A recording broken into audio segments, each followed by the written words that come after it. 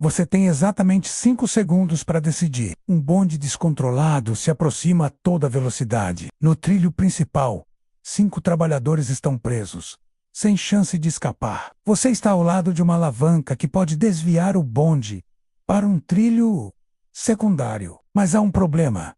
Nesse trilho há uma única pessoa que morrerá se você puxar a alavanca. O que você faz? Mata uma pessoa para salvar 5? Ou deixa que 5 morram para não se tornar um assassino? Pare por um momento. Pense na sua resposta antes de continuar. Porque o que você decidiu em segundos pode revelar algo profundo sobre sua moral, sua cultura e até mesmo sobre toda a humanidade. A criação de um monstro filosófico, esta situação aparentemente simples, é conhecida como o dilema do bonde ou Trolley Problem, e foi criada em 1967 pela filósofa britânica Philippa Foot. Mas aqui está o que vai te surpreender. Foot não criou esse dilema para nos torturar mentalmente. Ela o criou para demonstrar algo muito mais sinistro sobre a natureza humana. Philippa Foot observou que a maioria das pessoas, quando confrontadas com essa situação, imediatamente responde: claro, eu puxaria a alavanca. 5 vidas são mais valiosas que uma. Parece lógico, não é? Mas então ela apresentou uma segunda versão do dilema que mudou tudo. O plot twist que mudou a filosofia. Imagine agora que você está em uma ponte sobre os trilhos do bonde. O mesmo bonde descontrolado se aproxima dos mesmos 5 trabalhadores. Mas desta vez, não há alavanca. Há apenas você e um homem muito grande ao seu lado. Você percebe que se empurrar esse homem da ponte, seu corpo irá parar o bonde, salvando os 5 trabalhadores. Mas ele morrerá. É a mesma situação matematicamente. Uma vida versus 5 vidas. Mas algo dentro de você mudou, não é? Mesmo que você tenha dito que puxaria a alavanca, a ideia de empurrar alguém da ponte parece diferente, mais errada, mais pessoal. E aqui está o golpe de mestre de Philippa Foot. Ela expôs uma contradição fundamental na nossa moral. Por que é aceitável matar alguém indiretamente, puxando uma alavanca mas não diretamente, empurrando da ponte? Casos resultam na mesma matemática moral. Uma morte para salvar 5. O campo de batalha filosófico. Essa contradição aparente dividiu o mundo da filosofia moral em 2 campos irreconciliáveis. De um lado, temos os utilitaristas, herdeiros do pensamento de filósofos como Jeremy Bentham e John Stuart Mill. Para eles, como Mill escreveu, ações são corretas na medida em que tendem a promover a felicidade, erradas na medida em que tendem a produzir o oposto da felicidade. Os utilitaristas são frios, calculistas, matemáticos. Eles diriam: 5 vidas são objetivamente mais valiosas que uma. Não importa como você mata, o resultado é o que conta. Para eles, tanto puxar a alavanca quanto empurrar o homem da ponte são moralmente equivalentes e igualmente corretos. E do outro lado, temos os deontológicos seguidores de Immanuel Kant. Kant formulou um princípio que assombra a filosofia até hoje. Age apenas segundo uma máxima tal que possas querer ao mesmo tempo que se torne lei universal. Mais importante ainda, ele declarou: age de tal modo que uses a humanidade, tanto na tua pessoa, como na pessoa de qualquer outro, sempre e simultaneamente como fim, e nunca simplesmente como meio. O horror da instrumentalização. Essa última citação de Kant é a chave para entender por que empurrar o homem da ponte parece mais errado. Quando você puxa a alavanca, a morte da pessoa é um efeito colateral terrível, mas não é o seu objetivo principal. Quando você empurra o homem, você está literalmente usando-o como uma ferramenta, um instrumento para parar o bonde. Você está transformando um ser humano em um meio para um fim. Kant continuou: o imperativo categórico não admite exceções. Isso significa que algumas ações são sempre erradas, independentemente das consequências. Matar um inocente é sempre errado, mesmo que salve 5 vidas. Não há cálculo matemático que possa justificar usar uma pessoa como ferramenta. A revelação cultural. Como o mundo responde? Mas aqui está onde a coisa fica realmente fascinante. Pesquisadores começaram a aplicar o dilema do bonde em diferentes culturas ao redor do mundo. E os resultados são perturbadores. O que eles descobriram questiona tudo o que pensamos saber sobre moralidade universal. Na cultura ocidental, particularmente nos Estados Unidos e Europa, cerca de 90% das pessoas dizem que puxariam a alavanca, mas apenas 10% empurrariam o homem da ponte. Isso sugere uma moral que distingue entre matar e deixar morrer, entre ação direta e indireta. Mas quando o experimento foi aplicado em culturas do leste asiático, especialmente no Japão e na China, algo surpreendente aconteceu. A diferença entre os dois cenários foi muito menor. Mais pessoas estavam dispostas a empurrar o homem da ponte do que no Ocidente. Por quê? O peso da responsabilidade coletiva, a explicação, está nas raízes filosóficas dessas culturas. O confucionismo e o budismo enfatizam o bem-estar coletivo de maneiras que o individualismo ocidental não consegue compreender completamente. Como Confúcio ensinou, o homem superior pensa no que é correto. O homem inferior pensa no que é vantajoso. Mas correto no contexto confuciano não significa seguir regras absolutas como Kant propôs. Significa fazer o que é melhor para a harmonia social.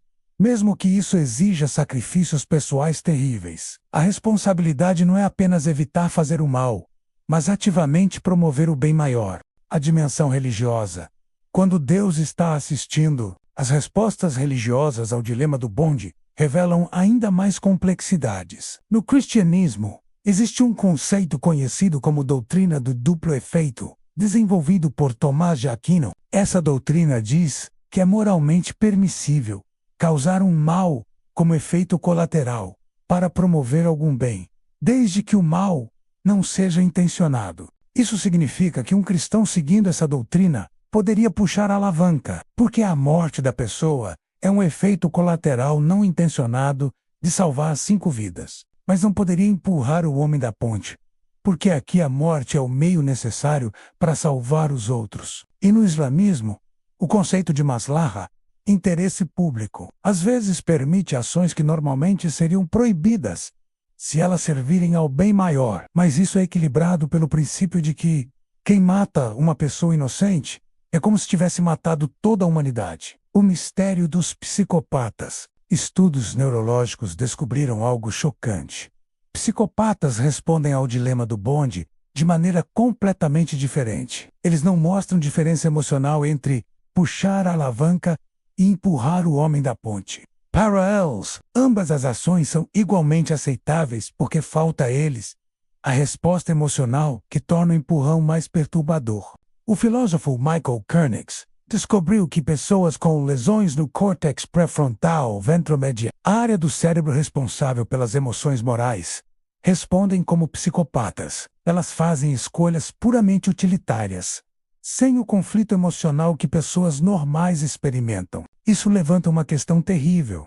Seriam os psicopatas mais morais que pessoas normais? Eles fazem a escolha matematicamente correta, sem hesitação. Ou nossa repulsa emocional ao empurrão é uma parte crucial da moralidade humana. A história oculta, como a época molda a moral. A maneira como as pessoas respondem ao dilema do bonde também mudou drasticamente ao longo da história. Durante a Segunda Guerra Mundial, por exemplo, muitas sociedades se viram forçadas a tomar decisões semelhantes ao dilema do bonde na vida real. Resistentes na França ocupada rotineiramente sacrificavam uma pessoa para salvar muitas outras. Eles matavam colaboradores nazistas, sabendo que isso poderia causar represálias contra civis inocentes. Mas eles faziam isso porque o cálculo moral da guerra tinha mudado as regras. No período medieval, quando a vida humana era vista como menos valiosa individualmente, mas mais valiosa em termos de alma eterna, as respostas teriam sido diferentes. São Tomás de Aquino argumentou que às vezes é necessário aceitar a morte de inocentes. Se isso servir a um bem maior ordenado por Deus, o experimento mental definitivo. Agora, deixe-me apresentar uma versão do dilema que vai testar realmente seus limites morais. Imagine que você é um médico em um hospital. 5 pacientes estão morrendo. Um precisa de um coração, outro de um fígado, 2 precisam de rins e um precisa de pulmões. Um homem saudável entra no hospital para um check-up de rotina. Você poderia matá-lo secretamente, retirar seus órgãos e salvar 5 vidas. Meramente comment. É a mesma situação do bonde. Uma vida versus 5, mas algo dentro de você grita que isso é diferente, não é? A armadilha da proximidade. O filósofo Joshua Green descobriu que nossa resposta ao dilema do bonde é influenciada pela proximidade física e emocional. Quanto mais próximos estamos da violência, mais nossas emoções interferem no cálculo racional. Puxar uma alavanca é distante, abstrato. Empurrar alguém é íntimo, pessoal. Green argumenta que nossas emoções morais evoluíram para lidar com interações em pequenos grupos, não com dilemas éticos abstratos. Como ele escreveu, nossos cérebros morais são como câmeras antigas tentando fotografar o universo. O paradoxo da prevenção aqui é um aspecto do dilema que poucos consideram. E se você pudesse prevenir a situação inteira? E se em vez de decidir quem matar, você pudesse investir em melhor manutenção dos bondes, sistemas de segurança ou treinamento de trabalhadores? O filósofo Peter Singer argumenta que focamos tanto no drama do dilema que ignoramos a prevenção. Ele escreveu: quando olhamos para um bonde descontrolado, perguntamos quem devemos matar. Quando olhamos para a pobreza mundial, perguntamos se devemos ajudar. A inteligência artificial e o futuro da moral hoje, o dilema do bonde, não é mais apenas um experimento mental. Carros autônomos estão sendo programados para tomar decisões similares. Se um carro autônomo tem que escolher entre atropelar um pedestre ou desviar para um grupo de ciclistas, que escolha deve fazer? Engenheiros estão literalmente programando nossas decisões morais em máquinas. Eles estão decidindo se carros devem priorizar passageiros ou pedestres, jovens ou idosos, uma pessoa ou muitas. Estamos terceirizando nossa moralidade para algoritmos. O filósofo Luciano Floridi adverte: quando delegamos decisões morais para máquinas, não estamos apenas automatizando escolhas, estamos cristalizando valores morais específicos em código. A neurociência da moralidade e estudos recentes de neuroimagem revelaram que quando pessoas consideram o dilema do bonde, 2 áreas do cérebro entram em conflito. O córtex pré-frontal dorsolateral, responsável pelo raciocínio lógico, favorece a escolha utilitária. O córtex cingulado anterior, responsável por respostas emocionais, resiste a causar dano direto. A filósofa Patricia Schussland observou: descobrimos que a moralidade não é uma voz única e clara da razão, mas um coro cacofônico de impulsos neurais em conflito. O dilema aplicado. Casos reais. Durante a pandemia de Covid-19, médicos ao redor do mundo enfrentaram versões reais do dilema do bonde. Com respiradores limitados, eles tinham que decidir quem viveria e quem morreria. Alguns hospitais desenvolveram algoritmos baseados na idade, chance de sobrevivência e anos de vida restantes. Mas diferentes países tomaram decisões diferentes. Na Itália, médicos seguiram protocolos mais utilitários, priorizando pacientes com maior chance de sobrevivência. Na Alemanha, houve maior resistência a essa abordagem, com mais foco nos direitos individuais. A dimensão feminista. A filósofa Carol Gilligan argumenta que o dilema do bonde reflete um viés masculino na filosofia moral. Ela propôs que homens tendem a pensar em termos de justiça e direitos abstratos, enquanto mulheres consideram mais o cuidado e relacionamentos. Gilligan escreveu: o problema com o dilema do bonde é que ele isola a decisão moral do contexto social e emocional que torna a moralidade significativa. Ela argumenta que perguntamos as questões erradas quando focamos apenas em quem matar. O teste final, você é o gordo agora, para o teste final da sua moralidade. Imagine que você está na ponte e não há mais ninguém lá. O bonde está vindo, 5 pessoas vão morrer. Você percebe que seu próprio corpo é grande o suficiente para parar o bonde se você pular. Você se sacrificaria para salvar 5 vidas? Enter a sentence. A maioria das pessoas diz que se sacrificaria, mas não empurrariam outro, porque é mais fácil matar a si mesmo que matar outro. A crítica radical. Da Malindo O'Delin. Alguns filósofos argumentam que o dilema do bonde é fundamentalmente falho. A filósofa Judith Jarvis Thomson, que desenvolveu a versão da ponte, mais tarde criticou sua própria criação. Ela argumentou: o dilema do bonde nos distrai dos verdadeiros problemas morais. Gastamos tempo debatendo cenários impossíveis, enquanto ignoramos injustiças reais e tangíveis. O veredicto: impossível. Então, depois de décadas de debate, o que aprendemos? Talvez que a moralidade humana é mais complexa, contraditória e contextual do que gostaríamos de admitir. Não somos máquinas de cálculo moral, nem seguimos regras absolutas. Somos seres emocionais tentando navegar um mundo moralmente ambíguo. Como o filósofo Bernard Williams escreveu, a moralidade, longe de ser um sistema ordenado de regras, é mais como uma conversa complexa entre diferentes vozes,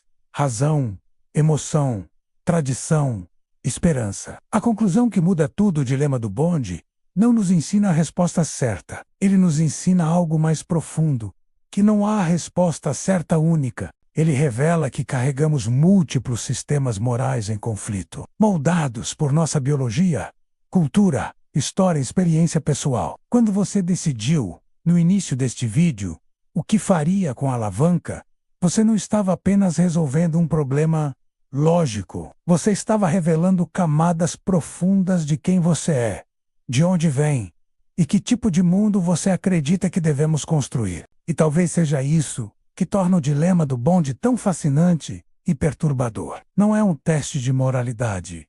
É um espelho que reflete a complexidade impossível de ser humano.